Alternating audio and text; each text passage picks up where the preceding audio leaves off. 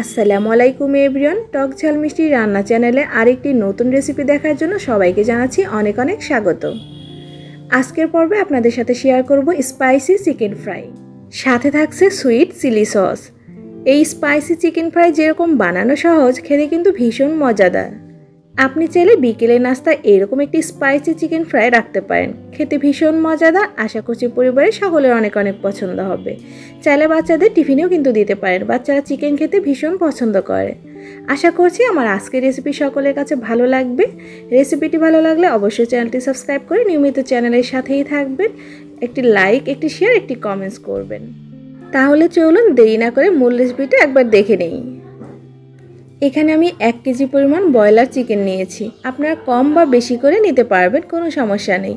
চিকেনটাকে খুব ভালোভাবে পরিষ্কার করে ধুয়ে আমি পুরোপুরি পানিটাকে ঝরিয়ে নিয়েছি। এখানে কোনো প্রকার পানি থাকা যাবে না। আর এখানে আমি হাড় এবং মাংস দুটোই ব্যবহার করেছি। আপনারা চাইলে শুধু মাংসটা দিয়েও এই চিকেন ফ্রাইটা করে নিতে পারবেন। চিকেনটাকে ম্যারিনেট করার জন্য এখানে আমি 2 টেবিল চামচ দিয়ে দিলাম আদা রসুন বাটা, স্বাদ মতো দিয়ে দিচ্ছি লবণ, 1 চা চামচ দিয়ে দিচ্ছি মরিচের গুঁড়া। যেহেতু আমি একটু স্পাইসি করে বানাবো, তাই মরিচের গুঁড়াটা আমি একটু বেশি পরিমাণে দিয়ে দিলাম। 1/2 চা চামচ দিয়ে দিয়েছি হলুদের গুঁড়া, 1/2 চা চামচ করে দিয়ে দিচ্ছি জিরার গুঁড়া, ধনিয়া গুঁড়া, গরম মশলার গুঁড়া। সেই সাথে দিয়ে দিচ্ছি 1/2 চা চামচ পরিমাণ গোলমরিচের গুঁড়া, 1.5 টেবিল চামচ পরিমাণ সয়া সস। এখানে আমি লাইট সয়া সস ব্যবহার করেছি। 3 থেকে 4 ফোঁটা দিয়ে দিচ্ছি রেড ফুড কালার। এটা অপশনাল, চাইলে স্কিপ করতে পারেন, তবে দিলে চিকেন ফ্রাইতে সুন্দর একটা কালার আসে। 1/2 কাপ পরিমাণ দিয়ে দিচ্ছি এখানে আমি বেসন, 1/3 কাপ দিয়ে দিচ্ছি চাউলের গুঁড়া। এখানে আমি আতপ চাউলের গুঁড়াটা ব্যবহার করেছি, আপনারা চাইলে পোলার চালের গুঁড়াটাও ব্যবহার করতে পারেন।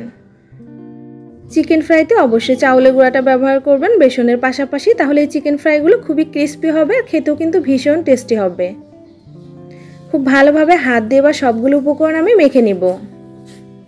হাত দিয়ে খুব ভালোভাবে চেপে চেপে মাখতে হবে, এতে করে চিকেনের ভেতর পর্যন্ত মশলাগুলো খুব ভালোভাবে প্রবেশ করবে। খুব ভালোভাবে মেখে নেওয়া হয়ে গেলে এবার আমি 2 ঘন্টার জন্য চিকেনটাকে রেস্টে রেখে দিব। এতে করে কিন্তু মশলাটা চিকেনের ভিতরে খুব ভালোভাবে প্রবেশ করবে। আপনাদের হাতের কাছে সময় না থাকলে সেক্ষেত্রে 1 ঘন্টাও চিকেনটাকে রেস্টে রেখে দিতে পারেন। এবার আমি একটি ঢাকনা দিয়ে চিকেনটাকে রেস্টে রেখে দিচ্ছি। চিকেনটা রেস্টে থাক, এর মাঝে আমরা তৈরি করব সুইট চিলি সস। তার জন্য 1/2 কাপ পরিমাণ প্যানে দিয়ে দিলাম চিনি, 1 চা চামচ করে দিয়ে দিচ্ছি আদা কুচি, রসুন কুচি, আর দিয়ে দিচ্ছি চিলি ফ্লেক্স। 1 কাপ দিয়ে দিচ্ছি পানি, 1/3 কাপ দিয়ে দিচ্ছি হোয়াইট ভিনেগার। এবার সবগুলো উপকরণ খুব ভালোভাবে মিশিয়ে নিব। এবার চুলাটাকে অন করে দিয়ে খুব ভালোভাবে সবগুলো উপকরণ আমি ফুটিয়ে নিব কিছুক্ষণ। সবগুলো উপকরণ 1 মিনিটের মতো ফুটিয়ে নেওয়া হয়ে গেলে এবার আমি এখানে দিয়ে দিচ্ছি 1 চা চামচ পরিমাণ কর্নফ্লাওয়ার। অল্প একটু পানির সাথে কর্নফ্লাওয়ারটা খুব ভালোভাবে মিশিয়ে তারপর অ্যাড করে দিচ্ছি। সরাসরি কর্নফ্লাওয়ারটা মেশাতে যাবেন না, তাহলে কিন্তু মিশবে না। তাই অল্প একটু পানির সাথে খুব ভালোভাবে কর্নফ্লাওয়ারটাকে মিশিয়ে তারপর অ্যাড করবেন। এবার 1 চিমটি লবণ দিয়ে দিচ্ছি, এতে করে এই চিলি সসের টেস্টটা খুব ভালো আসবে। এবার অনবরত নেড়েচেড়ে চিলি সসটাকে জাল করে নেবার পালা। কিছুক্ষণ জাল করে নিলেই কিন্তু চিলি সসটা ঘন হয়ে যাবে। আর দেখতেই পাচ্ছেন চিলি সসটা কিন্তু রেডি হয়ে গেছে। এবার হচ্ছে আমি একটি পাত্রে নামিয়ে নিচ্ছি। আর এই চিলি সসটা খেতে কিন্তু ভীষণ মজাদার। আপনি চাইলে ঘরেই কিন্তু মজাদার চিলি সস বানিয়ে নিতে পারবেন সিপি স্টাইলে।